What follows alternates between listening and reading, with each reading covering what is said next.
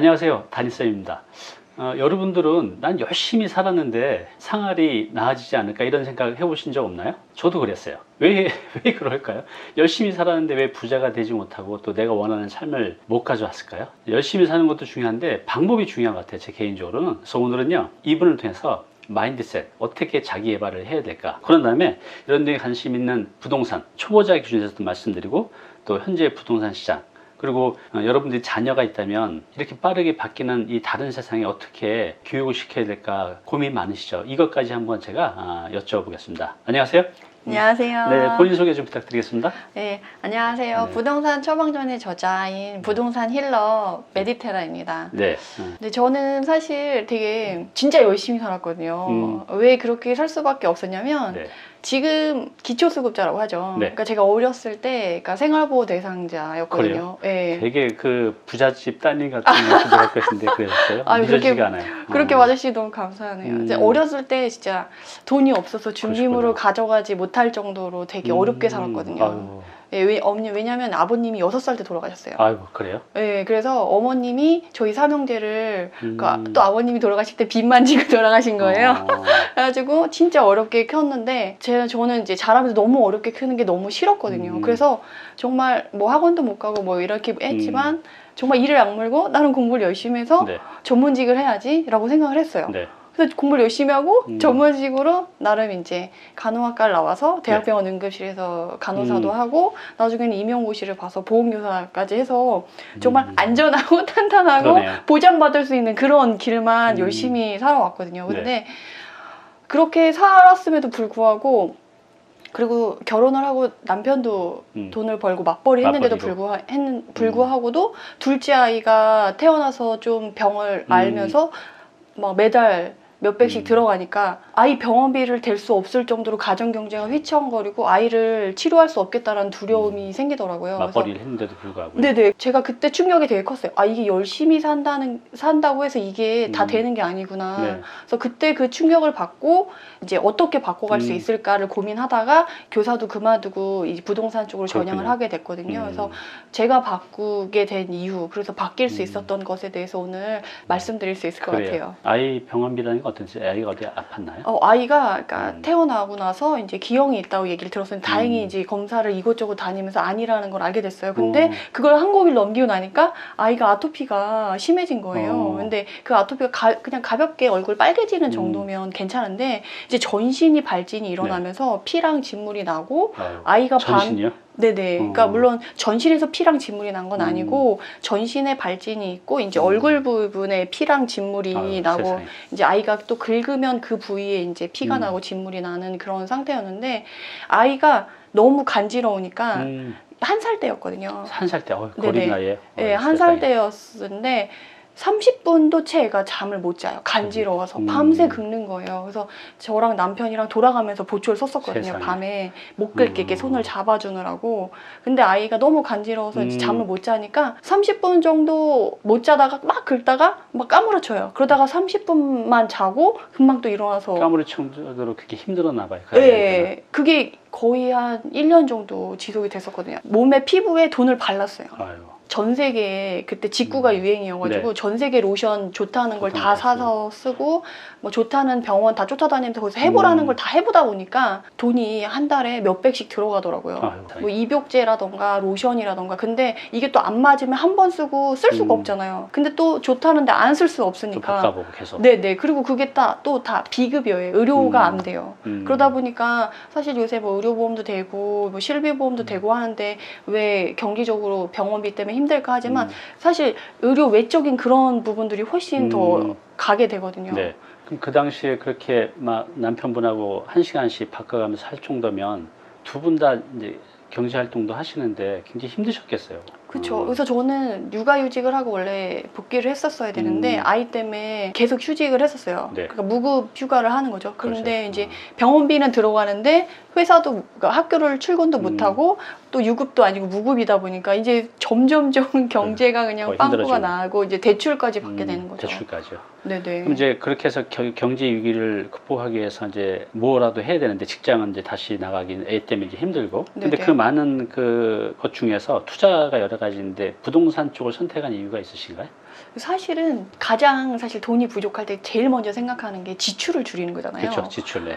근데 아무리 줄여도 줄일 수 없는 부분들이 다 있잖아요. 특히 아이 병원비라던가 뭐 관리비 이런 건 줄일 수가 없잖아요. 근데 아무리 줄여도 아이 병원비가 늘어나는 것만큼 그걸 줄일 수는 없겠더라고요. 네. 그래서 제가 생각의 전환으로 바꾼 게 지출을 줄일 수 없으면 차라리 수입을 늘리자라는 생각이 들었고, 제가 또 부동산으로 가게 된 건 저는 약간 워낙 어렸을 때 가난했던 터라 네. 부동산이랑 관련된 투자, 뭐 집을 사고 이런 거는 정말 다른 사람 세상에 사는 사람들의 그런 일이라고 생각을 했었거든요.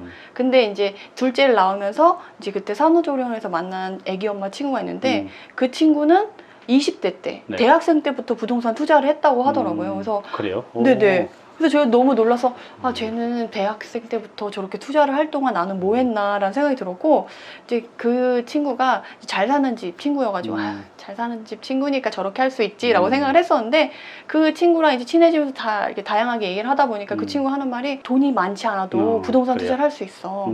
그래서 자기도 500만 원 가지고 아르바이트 하고 뭐 이렇게 해서 부모의 원조를 전혀 받지 않고 500만 원을 가지고 자기도 투자를 처음 시작했었다라고 얘기를 하더라고요. 어찌 보면 이제 그 산후조리원에서 만난 그 산모, 젊은 산모 덕분에 부동산 재테크에 입문할 수가 있었네요. 이제 여기서 좀 중요한 질문을 좀 해볼게요. 저도 살아오면서 항상 이 질문이 있었어요, 예전에. 어떤 사람을 보면 나보다 못생기고, 나보다 키도 작고, 나보다 말도 못하고, 나보다 체력도 약하고, 나보다 머리도 안 좋은 것 같은데 잘 살아요. 그렇다고 더 열심히 하는 것도 아닌데 왜 이러지? 라는 이제 생각을 하는 거죠. 우리 메디테라님은 결국은 책도 쓰고 강의도 하고 지금 부동산 전문가로 재테크로 해서 여러 가지 활동을 하고 계신데 그 차이가 뭘까요?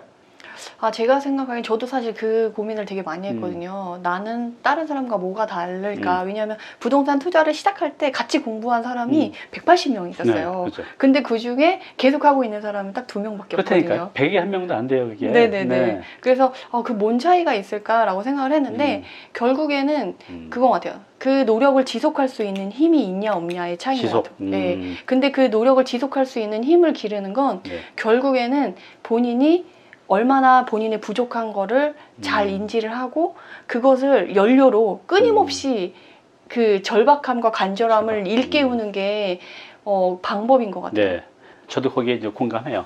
제가 예전에 이렇게 강의를 할 때 소수 정예로 한 적이 있었거든요. 오히려 이렇게 열정이 없는 사람이 이 강의실에 앉아 있으면 그 사람 때문에 오히려 강의 분위기 흐트러지는 경우가 많아서 저는 하나만 봤어요. 저한테 이제 10명을 뽑는데 한 30명씩 수강하면 면접을 봤어요. 면접까지. 돈 내고 오신다는데. 그래서 저한테 증명을 해야 됐어요. 당신이 얼마나 절박한지. 그래서 절박한 사람만 했어요. 그러면 뭐 100%는 아니지만 10배, 20배 훨씬 더 효과를 좋은 걸 봐서 그 절박한 사람끼리 모이니까 그런 기운과 에너지가 있잖아요. 그래서 말씀하시는 대로 그런 절박함을 계속해서 유지해 가는 거. 근데 이게 말이 쉬운데 이게 참 쉽지가 않아요. 그래서 이제 저 같은 경우는 그 절박함을 이제 어떻게 만드냐 하면 일단 막 떠벌립니다. 모든 사람들한테 나 언제까지 이거 할 거야. 그럼 못하면 이제 나 자존심도 상하고 하니까 또 물어보잖아요. 그럼 잘 돼가고 있어? 그래서 이제 저 같은 경우는 그 절박함을 이제 만들죠. 또 계약을 해버려요. 그래서 이제 책을 이제 한다 그러면 출판사에 언제까지 탈고해서 내겠습니다. 그럼 그걸 내야 되잖아요. 그러니까 그 절박한 상황들을 이제 만드는 거죠, 스스로. 그리고 예전에는 제가 유튜브에서 왕자 를 새겨보겠습니다라고 해서 문 만들면 1000만 원 기부하겠습니다 했는데 반만 새겼어요. 그래서 500만 원 기부했는데 이렇게 여러 가지 제 삶에서 절박한 상황들을 만드는데 그러니까 좀 되더라고요. 근데 어떻게 그런 절박한 상황들을 유지할 수가 있었어요? 그럼 참 말은 쉬운데 쉽지가 않은데. 근데 저도 담임쌤처럼 똑같이 약간 저는 저를 절벽에 세우는 편이에요. 그래서 환경을 만드는 편이에요. 그래서 저도 이제 임용고사를 볼 때 대부분 간호사들이 보건교사를 많이 하고 싶어 하거든요. 왜냐면 간호사 너무 힘드니까. 그렇죠. 네. 네, 근데 대부분 그냥 간호사 하면서 공부를 해요. 이 뒤에 만약 안 돼도 간호사 할 수 있으니까. 그쵸, 네. 근데 저는 그게 싫어서 간호사를 그만뒀어요. 그래서 그 모아둔 돈으로 내가 이 돈 안에서 이 기간 안에 보건교사를 되겠다라고 네. 해가지고 절벽에 세운 거죠. 음. 더 이상 물러날 수 없게끔. 네. 그래서 그렇게 절벽에 세우고 환경을 조성하는 거죠. 그리고 사실 아까 얘기하면서 들었는데 저도 사실 블로그를 처음 시작하면서 블로그를 잘 못하겠더라고요. 네. 그래서 이제 저랑 수강생 분들이 같이 얘기를 한 게 제가 1일 1 블로그 하겠다라고 네. 해서 6개월을 지속을 했었어요. 그러고 네. 나서 이제 그 다음에는 다른 일이 있어서 이제 딱 접었는데 말씀하신 것처럼 공표하고 이런 게 좋은 것 같아요. 네. 그리고 제가 두 번째 썼던 방법은 끊임없이 다른 사람, 나보다 더 높은 사람, 그러니까 제가 닮고 싶은 사람 있잖아요. 네. 그러니까 그 사람과 나를 비교했을 때 그 사람한테는 있는데 나한테는 없는 거를 찾아가지고 그 사람들이 갖고 있는 거를 얻기 위해서 끊임없이 내가 부족한 거를 일깨우고 그리고 그 사람이 이제 얘기한 것들 따라가기 위해서 그분들의 책을 읽고 그래서 그거를 계속 리마인드 하면서 갔던 것 같아요. 인간은 이제 편함을 추구하다 보니까 이런 거를 장치를 안 해놓으면 안 되는 것 같아요. 아니면 진짜 절박한 상황이 되든가 메디테라님 말씀하신 대로 자기 스스로를 그런 절박한 환경에 만들어지도록 다양한 장치를 해놓는 게 굉장히 중요한 것 같아요. 그럼 이제 그 당시에 이렇게 투자도 하고 아이들도 챙기고 뭐 책도 그때 쓰고 뭐 컬럼니스트도 하고 뭐 엄청나게 많은 일을 하신 걸로 알고 있는데 똑같이 주어진 24시간 남들보다 시간이 더 없으실 텐데 어떻게 이렇게 많은 일들을 해낼 수가 있었어요? 약간 그거는 되게 꼼수라고 해야 되나? 한 가지 일을 할 때 여러 가지 일을 하는 거예요. 멀티로? 네네네. 그래서 처음에 이제 제가 처음에 시작할 때는 아이 모유 수유를 하고 있었거든요. 네. 그 2살 초반이어가지고 그럼 이제 모유 수유를 하면서 강의를 듣는 거예요. 뭐 그런 식으로 한다던가 그래요. 아니면 이제 어디를 간다. 그러면 이제 운전을 안 하고 대중교통을 이용할 수 있다. 그럼 대중교통을 이용하는 사이에 부동산을 알아보고 이제 조용조용 전화도 해서 부동산에 전화를 돌리고 이동간에 네, 하는 거죠. 그리고 밥을 먹으면서도 이제 다른 걸 하는 거예요. 한 번은 저희 어머님이 너무 이제 부동산을 바빠가지고 얼굴을 볼 시가 없으니까 얼굴 좀 보자. 그래서 이제 밥을 한 끼 먹는데 그 중간에도 계속 전화가 오는 거예요. 부동산에서. 그러니까 한 번 그렇게 하시고 나서 그 다음에 안 부르시더라고요. 왜냐면 밥도 편히 못 먹을 정도로 계속 그렇게 바쁘게 하니까. 네. 그래서 그렇게 했었던 경험이 있어요. 근데 거기서 이제 제가 여기서 깨달은 건 아무리 그렇게 해도 멀티를 해도 하고 잠을 아무리 줄여도 그게 한계가 있거든요. 그렇죠. 네, 한계가 있죠. 사실 시간이 없다 그럼 사람들이 제일 편하게 생각해 잠을 줄이는 거예요. 네. 근데 그 잠을 줄이는 것도 제가 한 3년 그렇게 3시간씩 잤더니 정말 몸이 금방 상하더라고요. 그래서 그것도 한계가 있는데 그 뒤로 가서 제가 깨달은 게 뭐냐면 처음에 똑같은 일을 하면 시간이 1시간, 2시간 걸려요. 근데 나중에 익숙해지면 그게 10분, 20분도 안 걸리거든요. 그래서 절대적인 시간량이 줄어요. 그러니까 내가 그 일을 들어가는 데 있어서 익숙해져서 절대적인 시간량이 줄어들 때까지 끊임없이 그렇군요. 노력을 하고 꾸준히 하다 보면 그게 시간을 고무줄처럼 쓸 수 있더라고요. 그러네요. 그래서 남들보다 그 적은 시간에 더 많은 일을 할 수 있어서 그게 그 성공할 수 있는 하나의 관건이지 않을까 저는 그런 생각이 들더라고요. 공감해요. 그러니까 이제 저도 뭐 여러 가지 일들이 있지만 예전에 하루 종일 걸린 게 이제 1시간 만에 하기도 하고 어떤 거는 그냥 며칠에 걸쳐서 할 걸 지금 그냥 한 10분 만에 뚝딱 해내는 것들이 있거든요. 그게 이제 시간의 축적 통해서 이제 제가 전문가가 됐을 때 그 분야 가능했던 것 같아요. 그래서 이제 현대인들은 다 이제 공이 24시간에는 똑같은 시간이 주어졌는데 우리가 이제 시간 관리라는 게 너무나 중요하잖아요.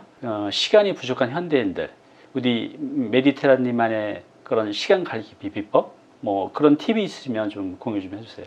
어떻게 해야 될까요, 시간? 저는 그래서 딱 그 현대인 분들한테 지금 제 수강생 분들이랑 하는 게 뭐냐면 경제 멘탈 독서 스터디를 하거든요. 네. 그게 독서 스터디. 독서 스터디. 네, 근데 요새 투자를 할 때 힘드신 게 그거예요.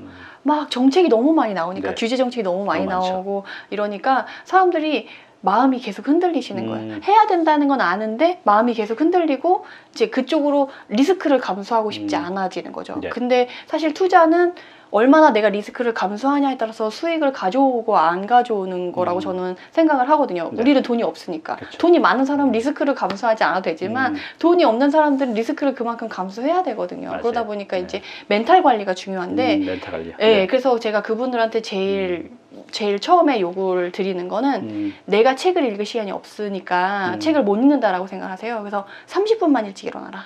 30분만. 네, 30분만 일찍 일어나서 책을 읽어라. 경제 멘탈을 갖기 위한 이제 추천 도서를 드리거든요. 그래서 네. 추천 도서 책을 읽고 정말 애 보고 막 이렇게 하루 종일 뭔가를 해야 되는 분들이 있어요. 그럼 그런 분들한테는 제가 1초 독서법을 말씀을 드려요. 1초 독서법 이거 뭐예요?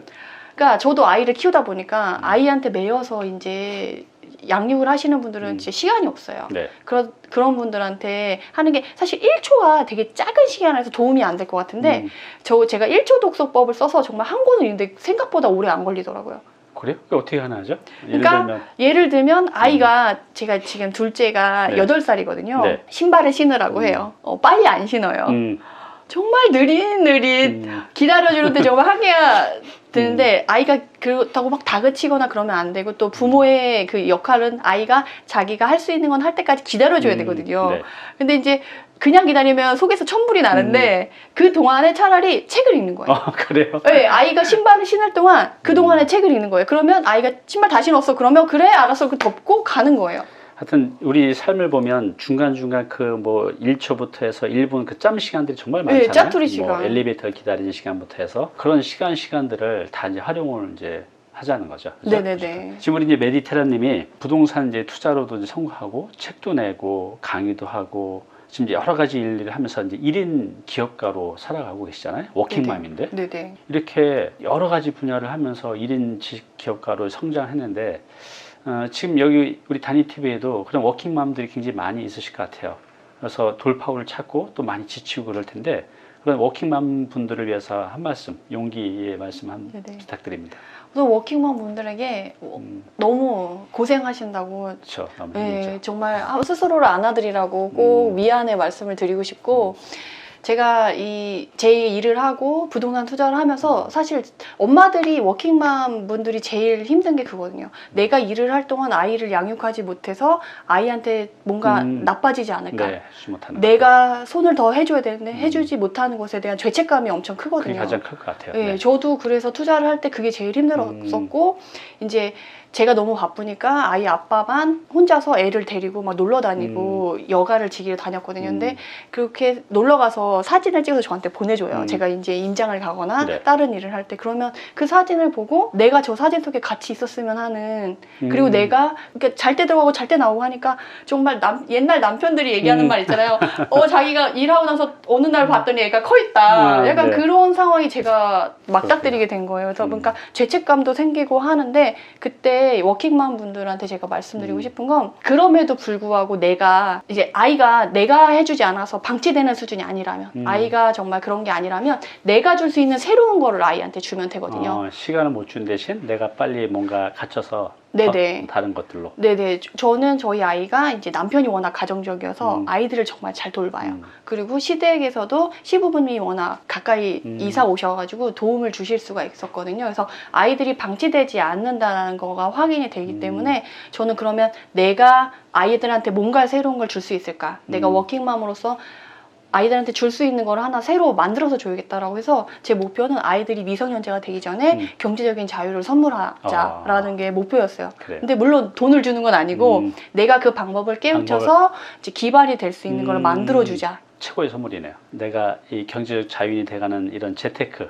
또 1인 기업가의 방법을 그 아이들한테 전수시켜 주는 거죠. 그럼 이제 취업하지 않아도, 그죠? 그 아이들이 성년만 되면 그 무기로 살아갈 수 있는 거잖아요. 그리고 그게 또 좋은 것 같아요. 엄마가 뭔가를 목표하고 그걸 이뤄가는 모습을 보면서 자란 친구들은 그거를 자기도 쉽게 할 수 있고 그렇게 충분히 도전하고 이런 것에 대해서 되게 열린 마음이 되는 것 같더라고요. 그래서 그렇죠. 정말 옆에서 보여주는 게 그게 가장 큰 교육이 아닐까 싶어요.